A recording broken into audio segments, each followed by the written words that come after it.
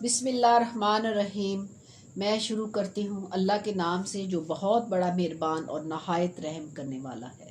السلام علیکم ناظرین میرے چینل کو سبسکرائب کیجئے، لائک کیجئے اور شیئر کیجئے۔ سب تعریفیں اللہ ہی کے لیے ہیں۔ اللہ ہم سب کا خالق اور مالک ہے۔ دن اور رات، مشرق مغرب سب اسی کا ہے۔ بے شک وہ وحدہ لا شریک ہے۔ ناظرین، فرعون نے پھر بھی ضد اور انا کو اختیار کیا اور اس کی قوم بھی اسی طرح کی تھی۔ سب نے مل کر کہا، ہم اس جادو کے سامنے نہیں جھکیں گے۔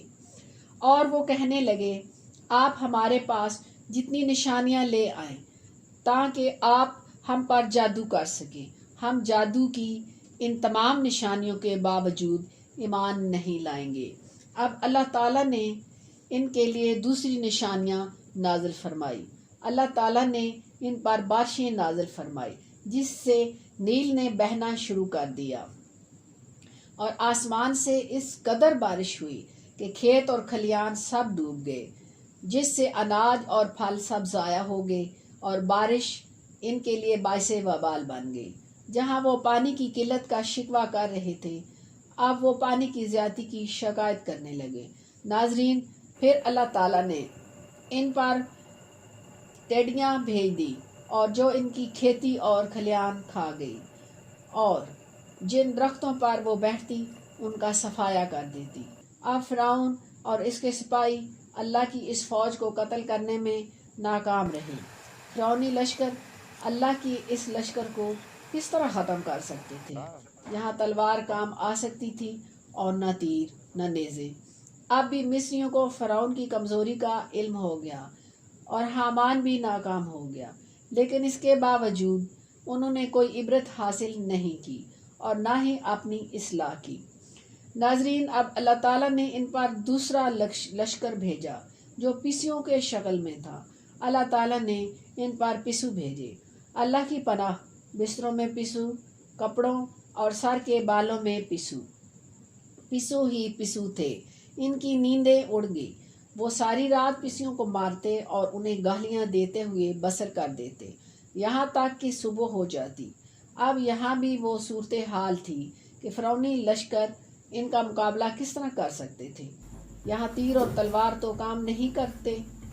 پھر ناظرین، اللہ تعالیٰ نے ان پر مینڈک بھیج دیے۔ ان کے کھانے میں، پینے میں اور ان کے لباس میں ہر جگہ مینڈک ہی مینڈک تھے۔ وہ ان مینڈکوں سے تنگ آ گئے تھے۔ انہوں نے ان کی زندگی تنگ کر رکھی تھی۔ گھروں کے کونے کونے میں مینڈک ہی مینڈک تھے۔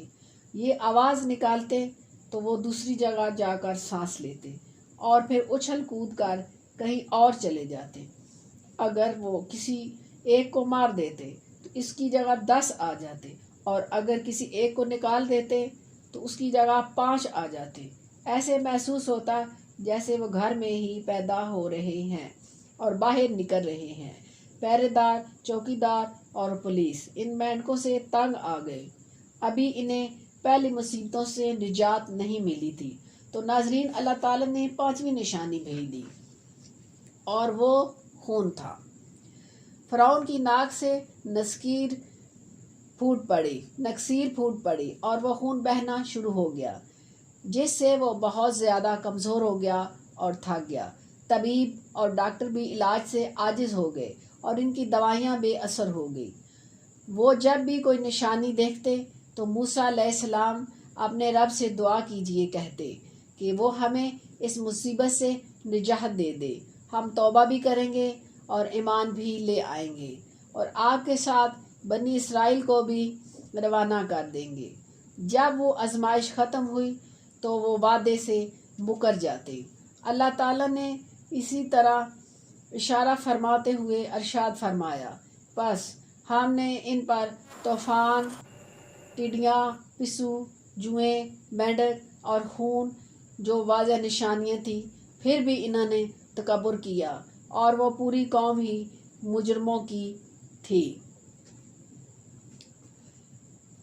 اسی کے ساتھ میں اجازت چاہتی ہوں۔ ناظرین، میرے چینل کو سبسکرائب کیجئے، لائک کیجئے اور شیئر کیجئے۔ بے شک اللہ رحمان اور رحیم ہے۔ وحدہ لا شریک ہے، وہ ہر چیز کا خالق اور مالک ہے، وہ سب جہانوں کا پالنے والا بادشاہ اور شہنشاہ ہے، ہر چیز اس کے قبضے میں ہے، سب تعریفیں اللہ ہی کے لیے ہیں۔